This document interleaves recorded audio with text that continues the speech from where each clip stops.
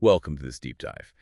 Today we are looking at a really comprehensive research report on the Swedish electronic music project Fever Ray, created by the visionary artist Corinne Dreiser. Yeah, and it really is a fascinating study of identity. It is. Our mission today is to explore how Fever Ray uses radical technology, abandoned spaces, and these wild theatrical personas to completely deconstruct human identity and the very rules of music. We often think of masks and voice distortion as ways to hide right.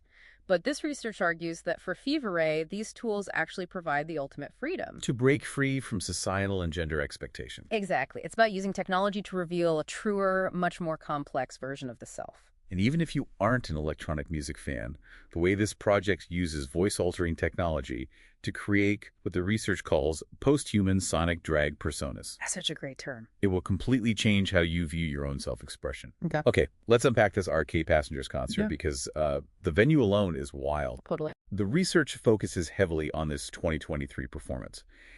And they didn't just play a standard arena. They played in an abandoned French steel mill called Parc du Haut-Fourneau U4. Imagine these massive, rusty blast furnaces just looming in the background while you perform. It's a brilliant aesthetic clash. You have this monument to heavy industry, this cold, rusty, threatening machinery acting as the acoustic and visual backdrop for Fever Ray's highly synthetic fluid electronic sounds. Add in the neon and red lighting cutting through the artificial smoke. Right, and the reviewers described it perfectly. They said it turns a dead factory into a neon-lit ghost train ride. A ghost train ride, yeah. The space itself becomes a co-author of the musical ritual. It amplifies the chilling mechanical undertones of the synthesizers. That terrifying mechanical visual aesthetic perfectly sets the stage for what Fever Ray is doing sonically, specifically with the human voice. And here's where it gets really interesting. I hear a lot of vocal distortion in electronic music, but Fever Ray's voices sound unnervingly real. Yeah. What exactly are they doing differently? Instead of standard pitch shifting, which just manipulates playback speed and ruins the natural timbre, they use formant shifting. Yeah. How exactly does that change the vocal texture? Well, to explain the science briefly, formant shifting digitally alters the physical shape of the human vocal tract. Like the throat and mouth. Right, the throat, the mouth, the nasal cavity, without actually changing the musical note being sung. Using gear like the TC Helicon Voice Live 2, the artist can sound like their voice is echoing from the chest of a giant whale, or squeezing through the throat of a tiny bird. Oh, wow. So this completely erases gender binaries. Completely. But wait, electronic artists like Daft Punk have been hiding behind masks and robotic voices for decades. What makes Fever Ray's use of this technology so revolutionary? Because it's not just a static robotic filter to hide behind, it is active character creation. This is exactly what the research means by post-human sonic drag. They are using this tech to perform gender and non-human identities dynamically. Letting them inhabit entirely new entities on stage.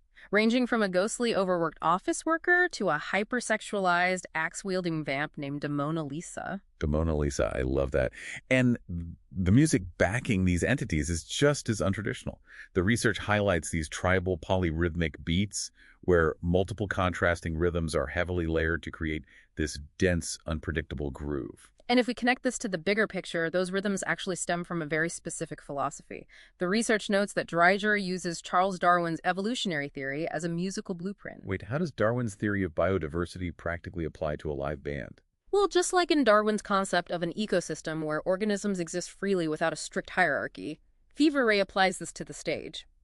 Instead of the music serving just to prop up the lead singer, every synthesizer, pulse drum hit, and backing vocalist is treated as an organism fighting for survival. Coexisting in the same sonic environment. Exactly. In their 2023 tour, the vocalists constantly trade roles, blending ethereal harmonies with militaristic energy.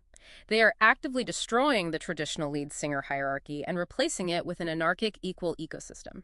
Listening to you explain this dismantling of hierarchy and identity, it makes me think about how you, the listener, present your own identity out there in the world. Are the filters, avatars, and digital personas you use every day hiding who you are? Or does that technology actually provide the ultimate freedom to be your true, multifaceted self? That is the central question, and it leaves us with a rather provocative thought to ponder. The source material mentions other artists like Gazelle Twin, who are completely inspired by Fever Ray to use masks and vocal distortion for total anonymity on stage. Right. So if technology allows artists to completely erase their physical traits and biological limitations, Will the concept of the authentic, recognizable human pop star eventually become completely obsolete? Definitely something to mull over. Thanks for joining us on this deep dive, and keep exploring.